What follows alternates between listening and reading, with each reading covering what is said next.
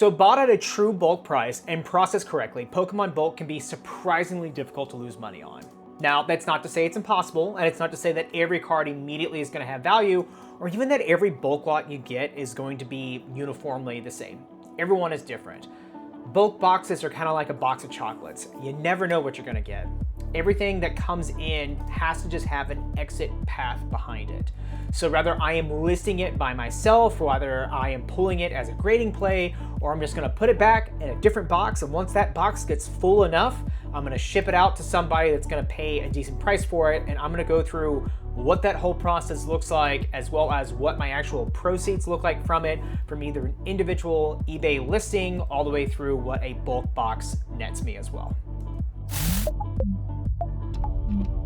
If this is your first video with me, my name is Jacoby. I run a small Pokemon eBay store from this relatively small office, and I try to share the real numbers to see what works and doesn't, and what I'm changing along the way. If you're like me and you have a bulk box, tell me in the comments what you are doing with it. If you're saving up to ship it all out all at once, if you're trying to list in lots, whatever. Legitimately curious, because I don't know if I'm doing is the best thing, but we're trying to figure it out together. If you are here for the first time, please consider subscribing to build your store along with me, or if you just want to follow along with it, it's a fun place to be. So let's look at what the 3 exit paths look like for the cards that I acquire in my inventory. Bulk is not automatically every inexpensive card. A cheap card and bad inventory are not the same thing. I go into this in length in another video. In my current workflow, however, every card has one of 3 exits. So it's either listing it as a single, pulling it to review for grading, or put it into a bulk shipment pile. I've pivoted away from Pokemon lots on eBay, and that's because singles have honestly worked better for my store and better for shipping and for storage and just all the other different things. So I'm not trying to rescue every card to create an inventory bundle. I'm literally just putting it in a pile and not thinking twice about it and just moving it off. So, just because a card may be worth 40 cents on its own doesn't always mean that it's worth listing on it. Again, condition and things like that really come into effect, trying to figure out what's gonna work best for it. So if it does not justify a single listing and it's not a good grading candidate, and it's just gonna wait with the other commons and uncommon cards. I'm sure a lot of us just have piles that start to accumulate like that. Once I accumulate 6,500, which is roughly the size of a large standard flat rate box, I can send it off to my bulk guy for $130. It's Phantom. You should reach out to him because he's great to work with. The box is free. The priority mailbox costs $31 for shipping. Now that is because I have an account with United States Postal Service, which after postage and everything means I'm making $99 per box on there. So that's 2 cents per card gross for just commons and uncommons, or about 1.5 cents after shipping, right? Again, the exact details and math we can work out on it. But it takes a few inventory orders to build that kind of volume. Again, I'm buying all the time, but I can't reliably just get card after card after card after card in my house.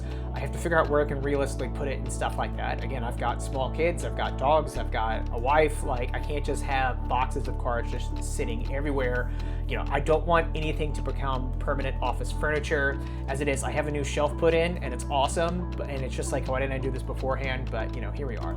So the first question is not, is this card expensive? It is, what are the 3 jobs that this card deserves? So is it on its own? Is it going to be pulled for grading, or is it going to go into the box? All right, here is a $1.99 Slowpoke order. The card sold for $1.99 and the buyer paid $1.32 for shipping. So including tax, that's $3.61. eBay charged 77 cents for a transaction fee, and the standard envelope cost me 78 cents.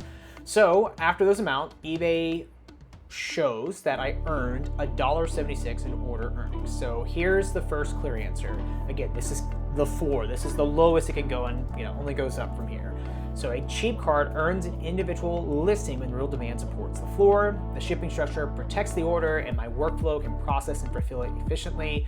If those prices do not work, the card does not get listed merely because I own it. So $1.76 in order earnings, it's not profit. I still have to have, I still have to figure out what my costs of the card are, supplies, etc. But again, if I'm paying 2 cents a card or less for that, then turning that into profit, that's a pretty high, net return on it. But I have to sell a lot of bulk cards in order to make my time worth it on there. And again, we'll go into more detail on that. So yeah, it's okay money. It's pretty good money. It's not a retirement plan. If I had a tail, it would not quite be wagging yet. But it's real money for a card that could easily get ignored. Something that you probably have lying around your house as well. So this answers whether the $1.99 card can survive on its own. The next question is whether these inexpensive singles create something larger than a $1.76 result. So if I photographed, cropped, and researched every card manually, this would not be a good process because it'd be way too time consuming to justify making a $1.67. So, one low dollar card on its own is not great, but if I'm batching in through my Epson scanner and using Card Uploader, links for that below, if I'm doing those things to really accelerate that overall process, it's not just a ton of administrative tasks that I have to do, it's just a really easy workflow for me to put hundreds and thousands, I think about 8,800-ish total listings right now, a lot of which are those low dollar bulk cards. But I can list 1,000 cards in an hour pretty easily. So the system doesn't have to be the most streamlined thing. It just has to be quick enough and efficient enough to turn the cards into cash. And then there's the question of what cards do I pull out for grading? So in the most recent bulk I was going through, I found these Umbreons, and they're from 2012, and I can't remember the exact set off the top of my head, but they are near mint to mint. And honestly, they're probably going to be going to CGC with the next order that I send out, which I got my first return on that. So a little advertisement on what the next video is going to look like. I'm going to be breaking down that entire process of how long it took and all of that. But in reality, that's a very real conversation. When I'm getting bulk in, what is bulk for some people can be completely different for me, because I've also had a handful of experiences where I am buying collections and there's not necessarily something that is immediately, hey, I need to pull this for grading, because it does make good inventory on my store just to sell raw. But for things like that, especially Umbreon, Gengar, Snorlaxes, Pikachus, things like that, they tend to have a higher premium on that. Again, if you've made it this far in the video, you probably know that. But yeah, just pulling all those aside just to give it an extra look is never a bad idea. But yeah, once you get past that, if you know you're not gonna list it individually, if you're not selling lots on eBay, which again, I'm not doing that, it's gonna go in that box and it's gonna accumulate until I get enough, and then I'm going to ship it out and make money, so that gives me a floor on what I know I can get out of my inventory. So whenever I am buying locally, I just have to buy it for a little bit cheaper than what I know I can sell it for. And hopefully you can do the same thing.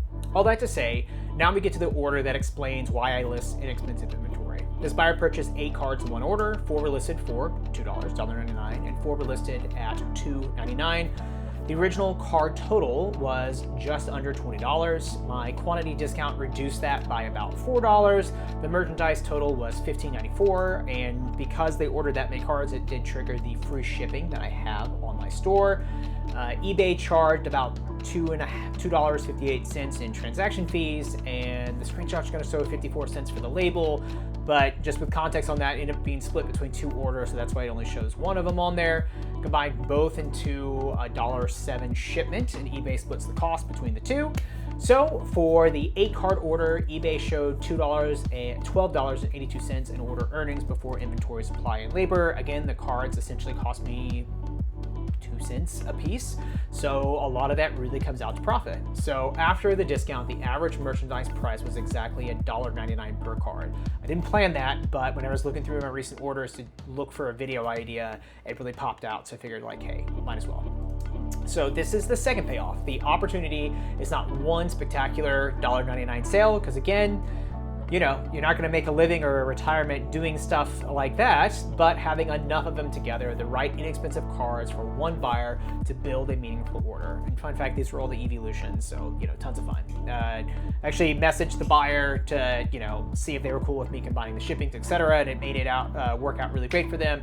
She said it was actually for her niece's birthday, so tons of fun. Glad that I'm able to have the inventory to help out with that. So I'm a girl dad. I talked about this before, but yeah, legitimately, it's fun to get to see stuff like that. But yeah, these 8 cards went to the order, and after checkout, shared the packaging, and the buyer found another card, right, just where the second one came from. But yeah, the store depth was really doing a lot of the heavy lifting. So yeah, inexpensive singles can scale beyond one tiny sale, but a larger cart introduces the next question. Do discounts and free shipping give that money right back to the buyer? The obvious concern is that discounts and free shipping can eat the order alive. They absolutely can if it's just chosen haphazardly, carelessly, right? For one expensive card, I normally would use buyer paid shipping, which we talked about earlier. For larger cards, quantity discounts and free shipping thresholds give the buyer a reason to keep shopping. Again, I've made a video on this before about just trying to change buyer behavior. I'm not trying to maximize every comment by trying to build an order that works, but I'm trying to build an order that works for the buyer and what makes sense for them in my store. For comparison, I also had a single $5 Polyrath sale. It's a reverse holo from the XY. Buyer paid $1.32 in shipping, and after that, the transaction fee with the label and all that kind of stuff, eBay showed $4.20 in order earnings before the remaining costs.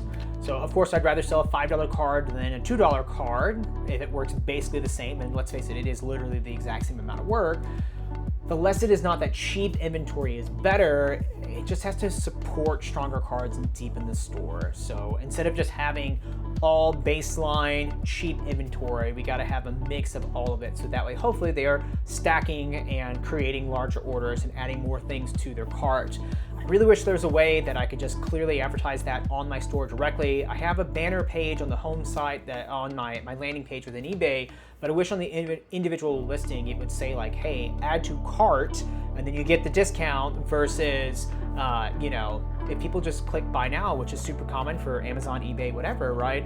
You're not getting the automatically applied discount. So I need to figure out if I can just put in a third picture into all my listings to show that and see if I can get better results from that. But again, it's actually a good idea for a different video, but yeah, it's not the purpose of today. So yeah, let's be honest.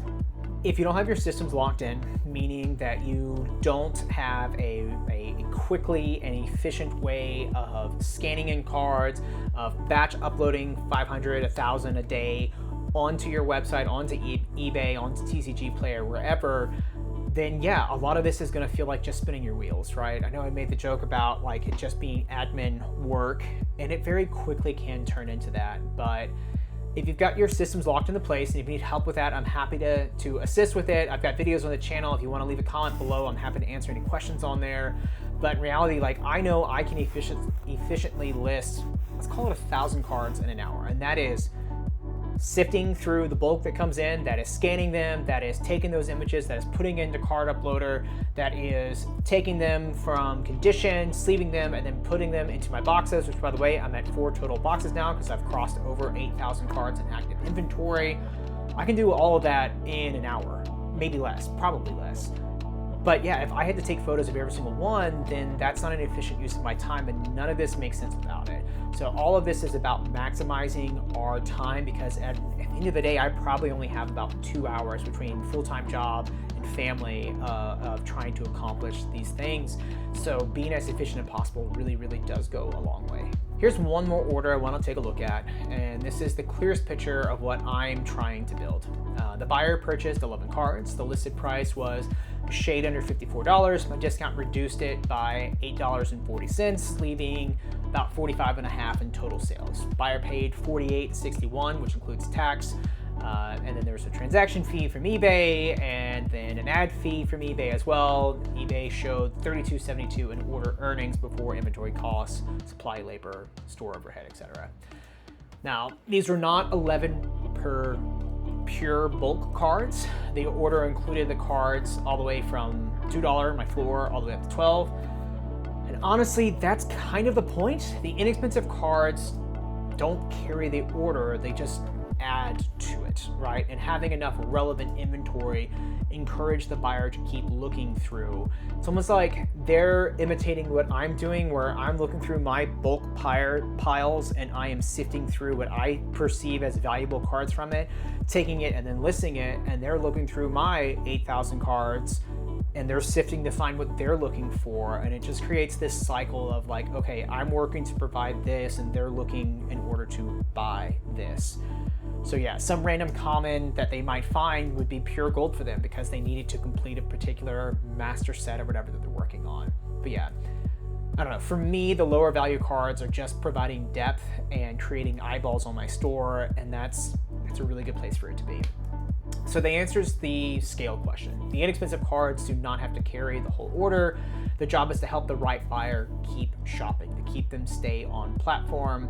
And then, you know, I'm turning these different examples into different decision rules, but honestly, I'm trying to be as flexible as I can and let what the actual market, the Pokemon card market and eBay seller market, help that influence my specific decisions. So just to wrap everything up, if it justifies having its own listing, I'm going to do it. If it is something that continue to help build my inventory, especially if I don't have any of that particular card currently listed, then I'm gonna post it almost immediately. And with that, just knowing that I have an out on what my bulk common and uncommons can come out to, where I know I can ship those out and make about $100 per box on there. And honestly, that can be extremely helpful with it, of just knowing that you have a baseline on what the floor can be. If you want more details on who I'm shipping it to or what I'm doing with it, leave a comment below and I can help out with that. But yeah, it's pretty straightforward. But here we are. I know that I'm a relatively small channel and I'm still trying to figure this out on the fly. I'm sorting through hundreds of cards every single day and just trying to figure out what deserves its own listing, what should be pulled for grading, and what just needs to go in the box and just not think twice about it. But you know, we are in this together, at least if you're in the TCG place, which I stand by is a fun place to be. It definitely is a lot of hard work. You know, the actual process of sorting through everything can be pretty fun. It's kind of, I know the term sifting, right? But it really is trying to look for gold out of things. But yeah, I really enjoy the space and really enjoy doing stuff like this. I did get my CGC submission back. I have the cards around here somewhere and I'm gonna be happy to go through that. I'm gonna split them into two different videos. One's gonna be what the overall process and results look like, meaning what I recommend using CGC through Fanatics and how long it took, things like that. And then the other video is going to be how I'm going to take those listings and then get them uploaded quickly onto my eBay store. And then I'm curious to see how long they're going to sit, how many are going to sell, things like that. But yeah, guys, remember, it is journey before destination, and I will see you in the next one.